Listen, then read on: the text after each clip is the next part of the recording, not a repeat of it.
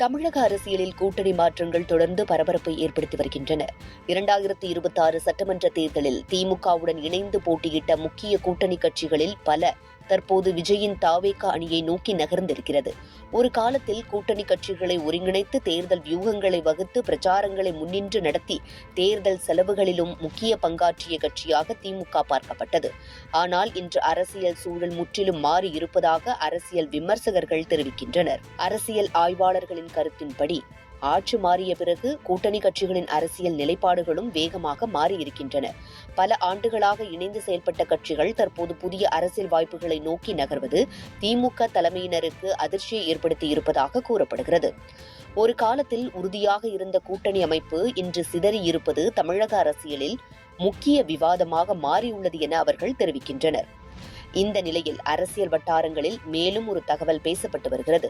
அதாவது கடந்த 5 ஆண்டுகளில் கூட்டணி கட்சிகளுக்கு தேர்தல் செலவுகளாக எவ்வளவு நிதி வழங்கப்பட்டது, எந்தெந்த திட்டங்கள் மற்றும் டெண்டர்களில் அவர்களுக்கு வாய்ப்புகள் கிடைத்தன, அதன் மூலம் யார் யார் எந்தெந்த அளவுக்கு பயனடைந்தனர் என்பதற்கான விவரங்களை தொகுத்து வெளியிடுவது குறித்து திமுக வட்டாரங்களில் ஆலோசனை நடைபெறுவதாக தகவல்கள் வெளியாகி வருவதாக அரசியல் விமர்சகர்கள் தெரிவிக்கின்றனர்.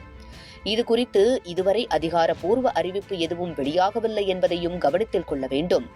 இது போன்ற தகவல்கள் உண்மையாக வெளிவந்தால் அது தமிழக அரசியலில் புதிய விவாதத்தை உருவாக்கக்கூடும். கூட்டணி அரசியலின் பின்னணி, தேர்தல் கால ஒத்துழைப்புகள், நிதி மற்றும் நிர்வாக ஆதரவுகள் போன்றவை மீண்டும் பொதுமக்களின் கவனத்திற்கு வரக்கூடும் என்றும் அவர்கள் கூறுகின்றனர். அதே நேரத்தில் இவை அனைத்தும் தற்போது அரசியல் வட்டாரங்களில் பேசப்படும் தகவல்களாக மட்டுமே இருக்கின்றன. அதிகாரப்பூர்வ ஆதாரங்கள் வெளியாகும் வரை உறுதிப்படுத்தப்பட்ட உண்மையாக கருத முடியாது என்பதும் குறிப்பிடத்தக்கது. மொத்தத்தில் தமிழக அரசியலில் கூட்டணி கணக்குகள் வேகமாக மாறி வரும் சூழலில் அடுத்த சில வாரங்களில் மேலும் பல அரசியல் திருப்பங்கள் நிகழலாம் என்ற எதிர்பார்ப்பு நிலவுகிறது. குறிப்பாக திமுக இதற்கு என்ன பதில் அளிக்கப் போகிறது?